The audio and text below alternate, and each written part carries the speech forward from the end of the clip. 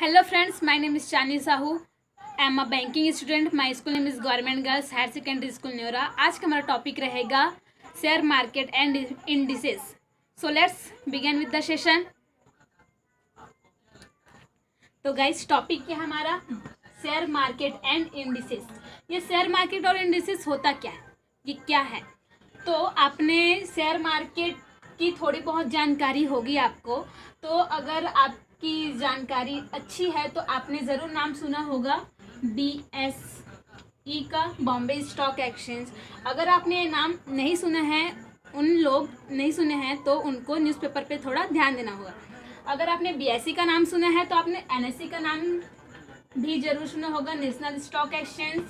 ये दोनों क्या है? हमारे शेयर मार्केट है, हमारे देश के शेयर मार्केट है। अगर आपने इन दोनों का नाम सुना है तो आपने सेंसेक्स का नाम भी सुना होगा,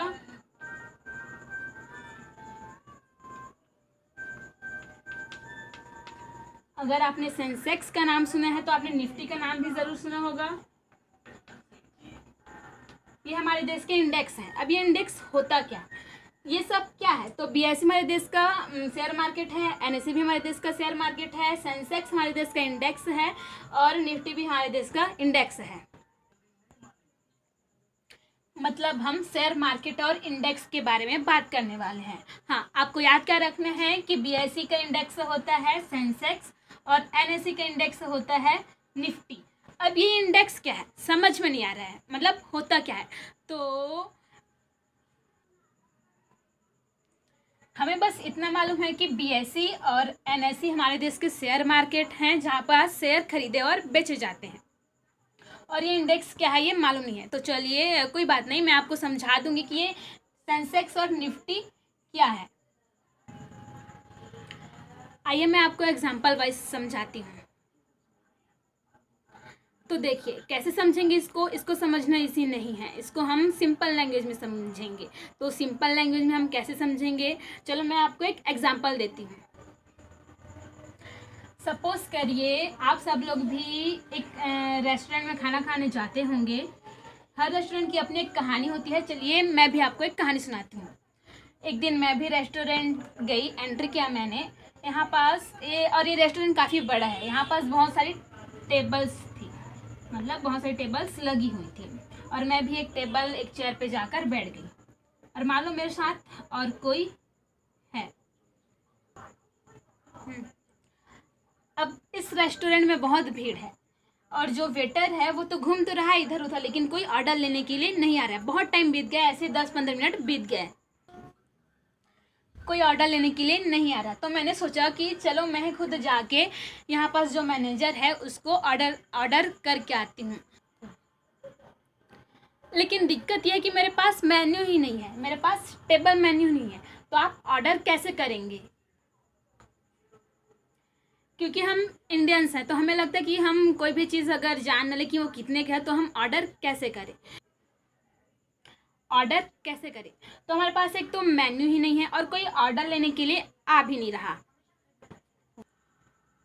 और इस रेस्टोरेंट में हमें पता भी नहीं है कि क्या क्या मिलता है और कितने का मिलता है। कुछ कॉमन चीज़ें हैं, जैसे आपका पाव भाजी हो गया, मोमोज हो गए, आपका इडली हो गया, मोमोज हो गए। अगर मान लो आपको डोसा मंगाना भी है तो आपको पता नहीं कि कितने का है। तो इसी में हम लगे हुए हैं। तो पहला तो हमारे पास मेन्यू नहीं है, टेबल मेन्यू, और दूसरा कोई वेटर हमसे आके पूछ भी नहीं रहा। तो हम ऑर्डर कैसे दें? अच्छा, इंडेक्स का मतलब क्या होता है? इंडेक्स का मतलब होता है, मतलब हिंदी में उसको बोलते हैं सूचनांक, जिससे हमें कुछ इन्फॉर्मेशन मिले। आपके बुक का, आपके पुस्तक का जो पहला पेज होता है वो भी तो एक इंडेक्स होता है ना यार। मान लो आपने बुक है, उसमें भी तो हमको पता चलता है कि कौन सा टॉपिक किस पेज पर है, तो ये इंडेक्स होता है। तो गाइस इंडेक्स का मतलब क्या है? जहाँ से हमें कुछ इन्फॉर्मेशन मिलती है। तभी क्या हुआ, मैंने अपना सिर ऊपर किया और मुझे यहाँ दीवार पर एक इंडेक्स मिला इटालियन खाने का। तो यहाँ पास जो डिशेज हैं वो लेबल हैं इटालियन खाने की और इसके MRPs यहाँ लिखे हुए हैं। मतलब मुझे अगर पिज़्ज़ा खाना है तो मैं सीधा मुझे दौड़ने भागने की ज़रूरत नहीं। तो इस इटालियन पे मैं जाऊंगी और देखूंगी कि पिज़्ज़ा कितने के है और मैं ऑर्डर दे सकती हूँ। तो ठीक इटालियन के बगल में बना हुआ है एक और इंडेक्स, वो है मान लो थाई खाने का। उसके बगल में और इंडेक्स है वो है राजस्थानी खाने का, और है मान लो पंजाबी खाने का, और है साउथ इंडियन खाने का, और भी इधर है। तो मतलब मुझे मान लो मैं खाना चाहूँगी घेवर, हाँ घेवर। तो घेवर एक राजस्थानी डिश है, तो मैं सीधा, मुझे दौड़ने भागने की ज़रूरत नहीं है, मैं सीधा राजस्थान वाले इंडेक्स पे जाऊंगी और यहाँ पास देखूंगी कि घेवर कितने का है, तो और मैं ऑर्डर कर सकती हूँ। अब यार क्वेश्चन ये बनता है कि इतने अलग अलग इंडेक्स क्यों? तो मान के चले ये रेस्टोरेंट काफ़ी बड़ा है, मान के चलिए इसमें 5,000 डिशेज़ अवेलेबल हैं। अगर सभी डिशेज़ एक ही इंडेक्स में मिक्स होते तो अगर आपको पिज़्ज़ा खाना होता आपको कितना ढूंढना पड़ेगा, और ये भी तय है कि पिज़्ज़ा मिलेगा या भी कि नहीं। जैसे कि अलग अलग है तो आप मतलब आपको पता होना चाहिए कि पिज़्ज़ा किस में आता है, इटालियन में आता है, तो वहाँ पास जाइए और देख लीजिए। तो यही हम सेम एग्जांपल मैं आपको दूंगी हमारे देश के share market BSE, Bombay stock exchange के लिए। चलिए दोस्तों, तो BSE की बात करें तो BSE में मोर देन 5,000 कंपनीज हैं। अगर आपको किसी कंपनी के शेयर खरीदने हैं तो आपको कितना ढूंढना पड़ेगा, समझिए मेरी बात को। इसलिए BSE में भी अलग अलग इंडेक्स बनाए गए हैं। तो मान लो मैं एक इंडेक्स का नाम लेती हूँ। एक इंडेक्स है हमारा बैंकेक्स।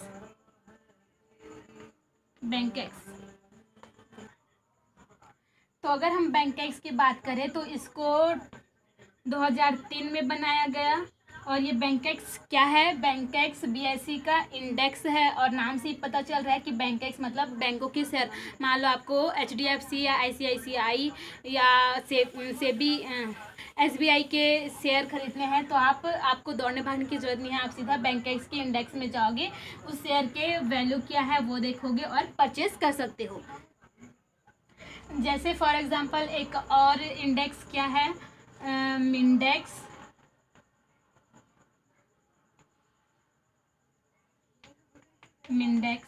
ये मिंडेक्स क्या है, BSE का इंडेक्स है, और इसमें जितनी भी प्रिंट मीडिया कंपनीज हैं वो इसके अंतर्गत आती है। तो अगर आपको इन प्रिंट मीडिया कंपनी के शेयर खरीदने हैं तो आप इसके इंडेक्स पे जाएंगे, इसके वैल्यू देखेंगे और परचेस कर सकते हो। कहने का मतलब है कि जैसे बैंकेक्स हो गया, प्रिंट मीडिया हो गया, वैसे ही ऑटोमोबाइल भी होता है, जिसमें बहुत सारे सेक्टर्स होते हैं जिसके शेयर आप खरीद सकते हो। मान लो आपको टाटा मोटर्स के शेयर परचेस करने हैं तो आपको मालूम है कि वो ऑटोमोबाइल में मिल जाएगा, तो आप वहाँ पास जाके परचेस कर सकते हो। तो ज़्यादा भीड़ भाड़ ना हो, कॉम्प्लेक्स ना हो, इसलिए हमारे देश में इंडेक्सेस बनाए जाते हैं।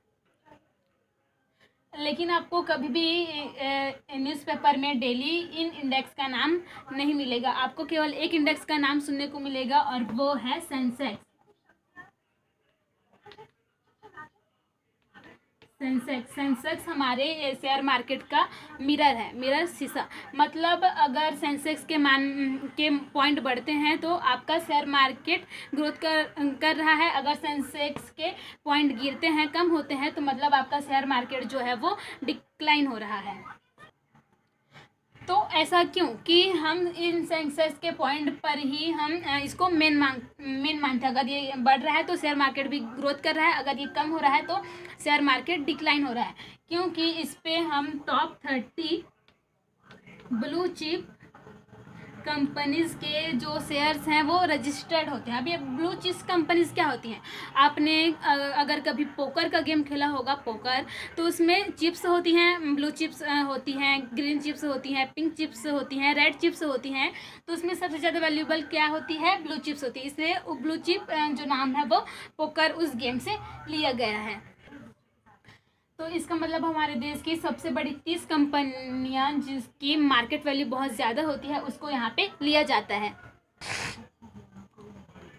तो टॉप 30 कंपनियां आपको सेंसेक्स में मिलती हैं। मान लीजिए आप प्रिंट मीडिया जो बीएसई का इंडेक्स है उसकी बात करते हैं, प्रिंट मीडिया इंडेक्स का, तो इस पर सबसे बड़ी जो कंपनी है वो है द हिंदू। तो द हिंदू के शेयर आपको यहाँ पास नहीं मिलेंगे, आपको मिलेंगे इस सेंसेक्स के इंडेक्स में।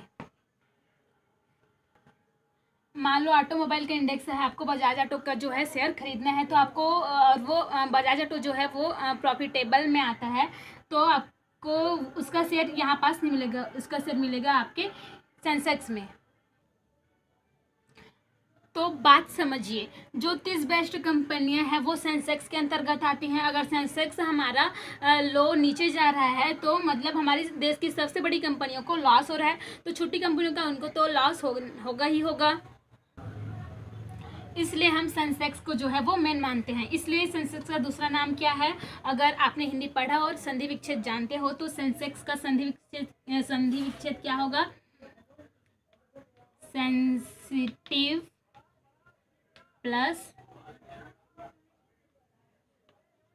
इंडेक्स। तो सेंसेक्स जो है वो एग्जैक्टली में 2 वर्ड से मिलकर बना है, एक तो सेंसिटिव और दूसरा इंडेक्स सेंसेक्स। और सेंसेक्स का जो इस्टेब्लिशमेंट ईयर है वो है 1986।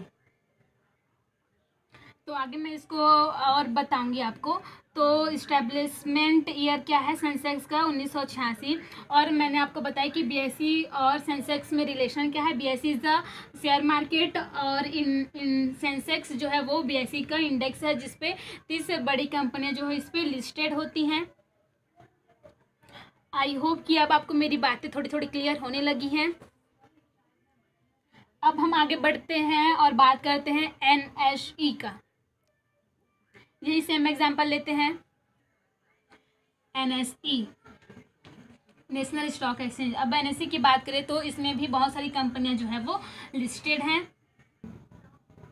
एनएसई में भी बहुत सारे इंडेक्स बने हुए हैं, लेकिन आपको सबको याद नहीं रखना है, जो मैं बोलूँगी उसको बस समझना है। एनएसई का सबसे इम्पॉर्टेंट जो इंडेक्स है वो है निफ्टी। आपको सेंसेक्स का नाम अकेले कभी भी नहीं पाओगे, उसके साथ निफ्टी का नाम जरूर सुनोगे। निफ्टी 50 याद रखिएगा। जिस निफ्टी की हम बात करते हैं या जिस निफ्टी को आप न्यूज़पेपर में देखते हो या जो अभी हम बात कर रहे हैं वो होता है निफ्टी 50।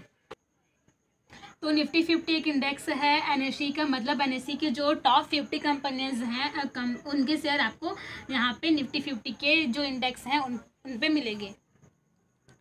उसके बाद एक इंडेक्स है निफ्टी 200, मतलब निफ्टी 50 के बाद जो है वो निफ्टी 200, मतलब 15 के बाद जो 200 कंपनियां जो टॉप में होंगी वो यहाँ पास मिलेंगे। तीसरा कॉलम में क्या आएगा, निफ्टी 500। तो ऐसे ये आगे बढ़ता चला जाता है। लेकिन हम जो निफ्टी 50 की बात करते हैं, हम बात करेंगे तो इसका जो इसको बनाया गया था 1996 में। और निफ्टी का काम क्या है वो आपको क्लियर हो ही चुका होगा। और इस निफ्टी में अगर हम इसका संधि विच्छेद करें तो 2 वर्ड सामने आएगा, एक क्या आएगा, नेशनल